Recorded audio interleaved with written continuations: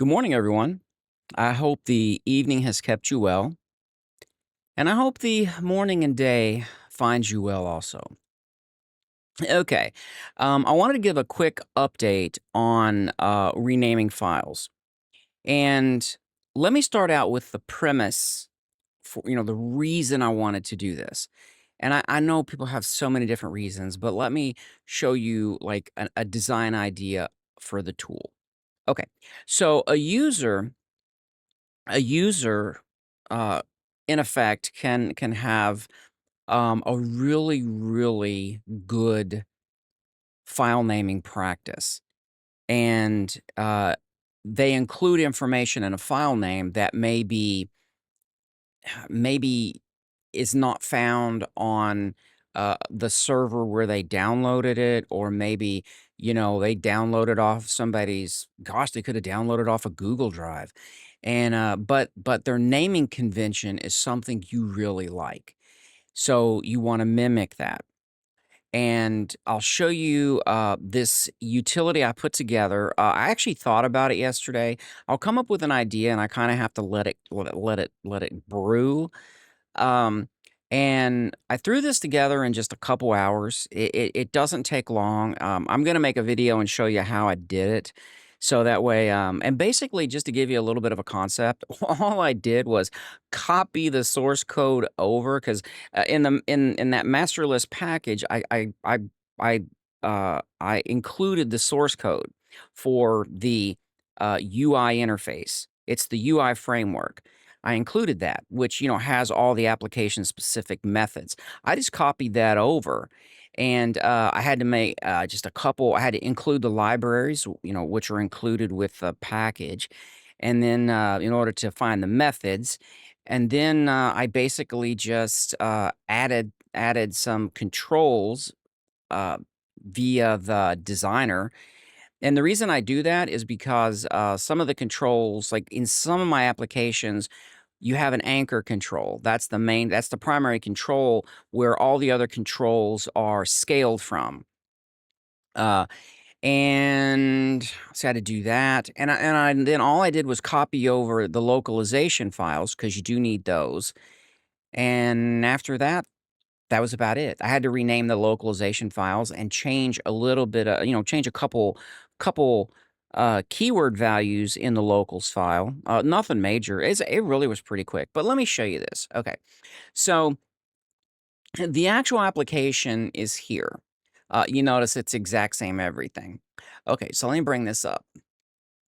And since this is the master list utility, it will allow you to literally swap your games. So file names, so what this does, it literally allows you to rename files based on another file. It's just a master list that has a hash. It has a file's contents hash, and then it has the file name. This is the file name that you want to call your file. So what I would do, like let's say that you like my file naming conventions. So I can go over to here and I can right click and I can say build hash file. And what that's going to do is it's going to prompt me for the folder. So I'll just kind of show you what I did, but I'm not going to build the folder, and I'll show you why in a second. So, or I'm not going to build from the folder, and I'll show you why because I've already done it. But so I'm going to go in here and I'm going to select a download folder, and this can be any download folder you want. Now there's some switches you can set when you load a file list to tell it that you want it in file size ascending order as opposed to just a file list in alphabetical order. And what makes that nice is some file contents are massive. I mean, you're talking gigabytes. And I don't know if I'd really want to hash those because those are far few and in between. Most of the files are fairly small, so it should be almost instantaneous. Um, and then I just selected the Skyrim folder, and this particular folder here is actually right here. It creates it. It's just a download folder. It's just something I put in there.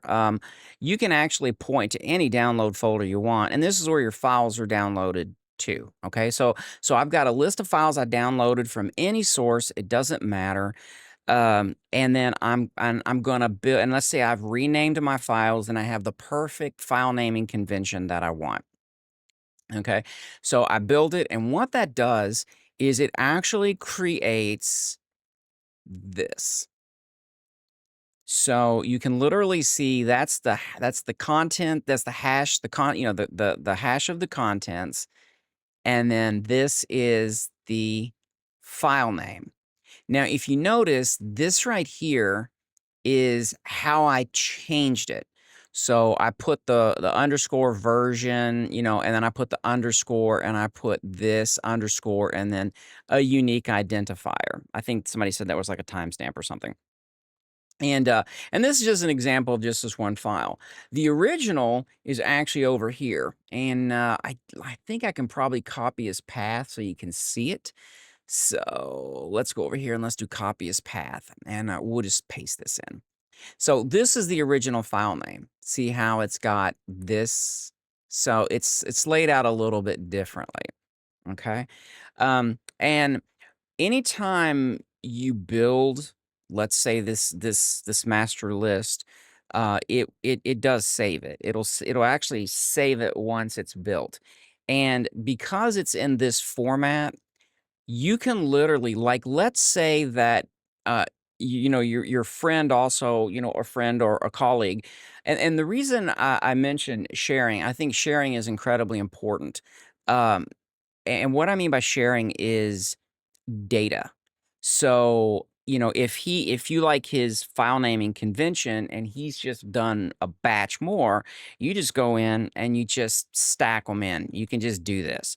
But I'm also going to have an import feature as well. So we're going to pull all this out. I have like an import feature as well. And it will take the last key. So if this is in there twice, it will take that. Now, there is a potential for hashes to be the same. Um, so if that's the case, I haven't tried this out. Like I said, it's only took me like a couple hours to throw together, maybe 2.5 hours. But I may wind up having to extend this hash to include a sampling hash, which is the actual data from the file itself. So I can include a two-part hash. And this way, the combination of both of those should be unique, hopefully. But I don't think that's the case because now that I kind of think about it, it might be the same data should generate the same hash, but I'm trying to figure a way to make sure it's absolutely unique. But if I need to do that, it's not that hard to do. Okay, so because I already created this file, and when I built my folder, when I built this file, this actually had that old file name in it. So I went in and changed it. I just went in and typed this in. Now, one of the things you can do, I haven't looked at it yet, but you could programmatically, this is just a text file. I use text files because they're easy to manage and you can literally just open them up and look at it. And you can change it with a text editor. That's what I did. I just went in here and typed this in.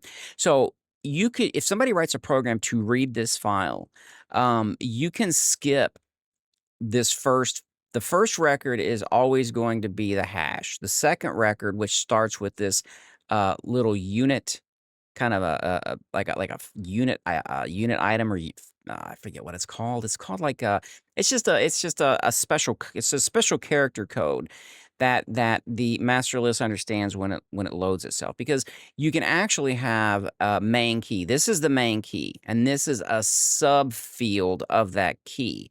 So you can actually have multiple subfields, and those fields can have subfields. So you can actually create a recursive list if you want to do that. But there's only one subfield level. Okay. So and like I say, it's pretty quick.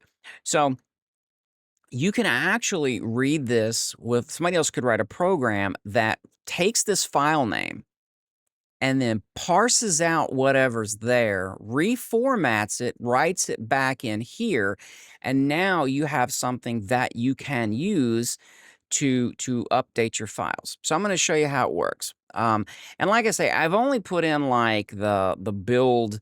I've only put in like the build from folder, and I only have like one file in there. So if you have a lot of files, you may have to let it run God, you may have to let it run overnight.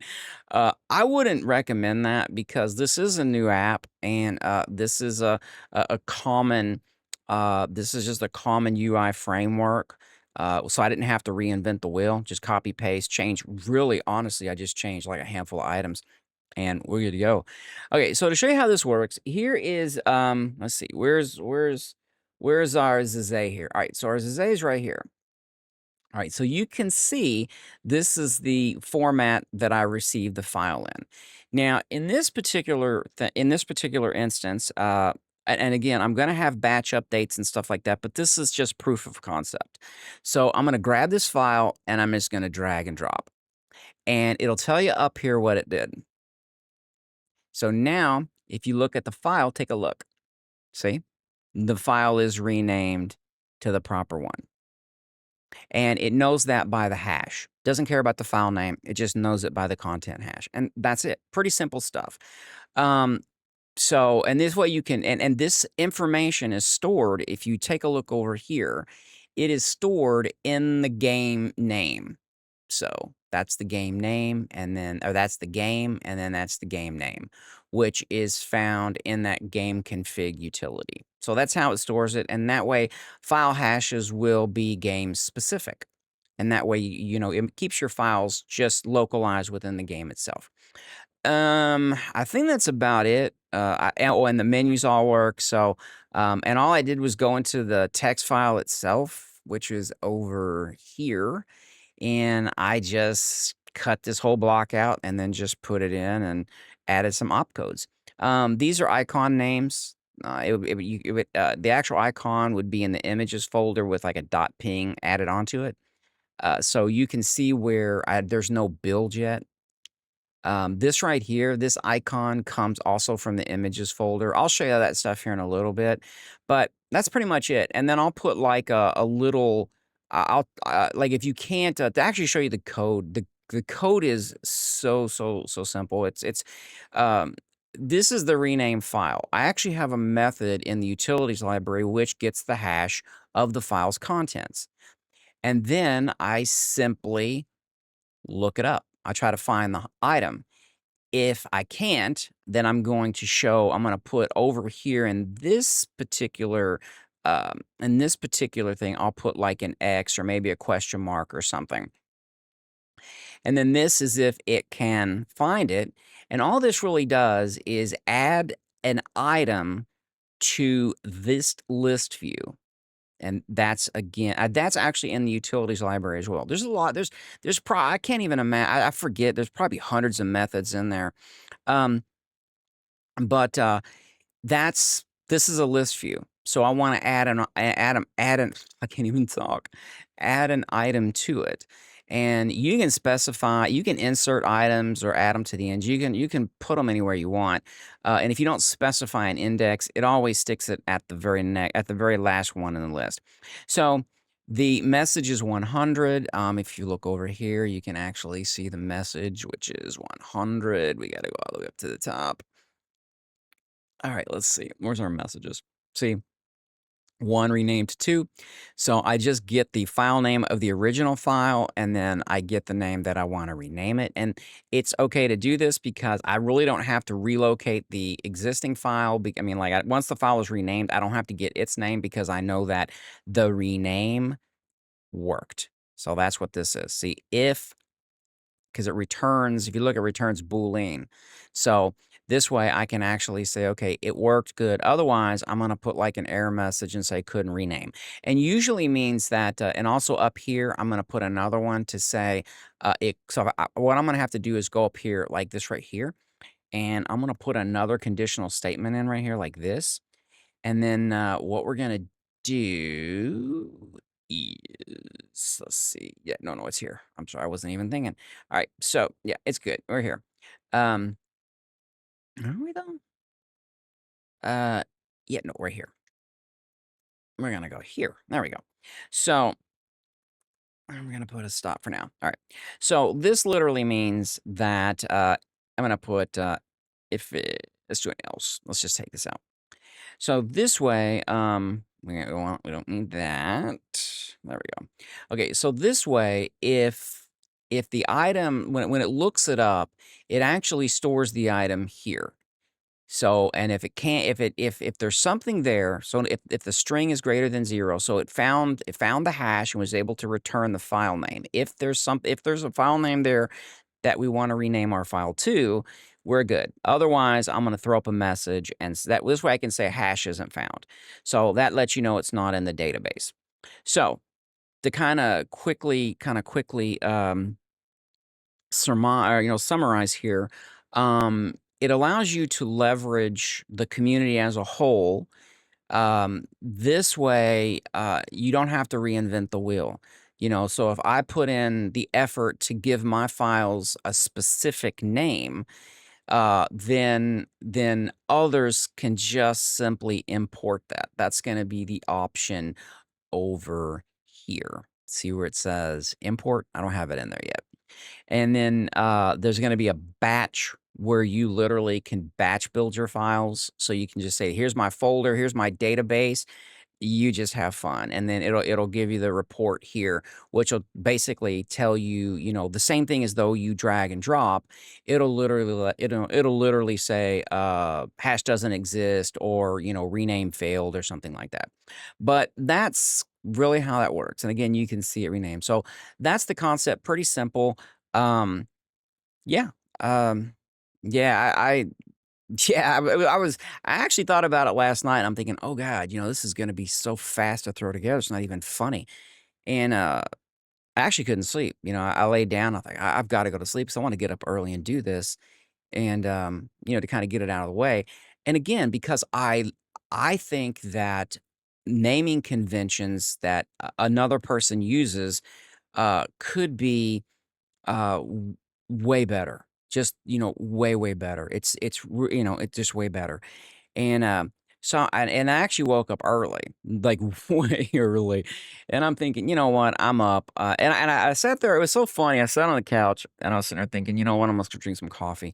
And then I thought, no, I'm gonna get up and do this and then get this off my mind. But all right, guys, here it is. You can see how it works. Batch is gonna do the same as drag and drop. It'll be the same thing, except it's gonna go off a folder. It does give you the little spinning icon that tells you what it's doing. That's also, all that's part of the framework. So yeah. All right, guys. I hope you have a good afternoon. I'll tinker around with this a little bit later, but I did want to show you all proof of concept of how it works. Okay.